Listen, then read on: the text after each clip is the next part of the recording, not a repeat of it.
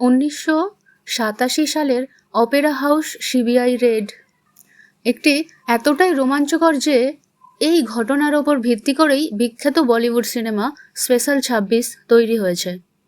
1987 সালের 19 মার্চ মুম্বাইয়ের অত্যন্ত ব্যস্ত এলাকা অপেরা হাউস, সেখানে অবস্থিত বিখ্যাত গয়নার দোকান ত্রিভুবন দাস ভীমজি জাভেরি।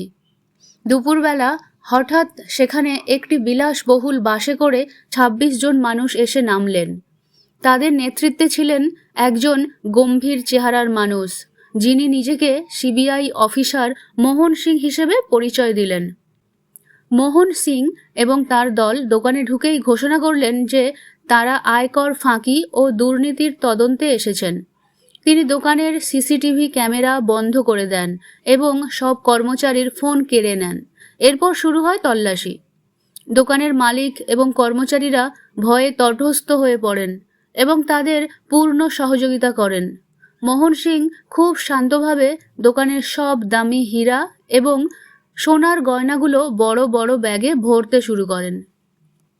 এমনকি তিনি বিশ্বাসযোগ্যতা বাড়ানোর জন্য গয়নাগুলোর লিস্ট তৈরি করেন এবং দোকানের মালিককে দিয়ে সই করিয়ে নেন।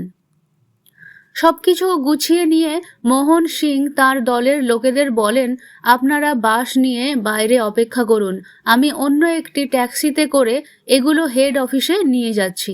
তারা সবাই বেরিয়ে যান। যাওয়ার সময় তিনি দোকানের মালিককে বলেন, পুলিশের কোনো ঝামেলা হলে এই নম্বরগুলোতে ফোন করতে। প্রায় 1 ঘন্টা পর যখন কোনো খবর এলো না, তখন দোকানের মালিক পুলিশের ফোন নম্বরে যোগাযোগ করেন। পুলিশ এসে আকাশ থেকে পড়ে। তারা জানায় সিবিআই থেকে এমন কোনো রেড আজ পাঠানোই হয়নি। তখন বোঝা গেল ওই 26 জন মানুষ ছিল আসলে ভুয়ো সিবিআই অফিসার। সবচেয়ে বড় রহস্য, পুলিশ তদন্ত করে দেখল যে মোহন সিং একটি বড় সংবাদপত্রে বিজ্ঞাপন দিয়ে এই 26 জনকে অফিসার হিসেবে নিয়োগ করেছিলেন। ওই 26 জন মানুষ আসলে বেকার যুবক ছিলেন, যারা ভাবতেন তারা সত্যি সত্যিই সিবিআইতে চাকরি পেয়েছেন। তারা জানতেনই না যে তারা একটি বিশাল বড় ডাকাতিতে অংশ নিচ্ছেন।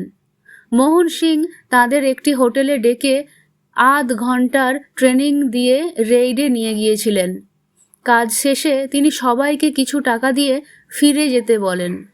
ফলাফল, পুলিশ সেই 26 জন যুবককে গ্রেপ্তার করলেও আসল পাণ্ডা মোহন সিং এর কোনো হদিশ আজও পায়নি।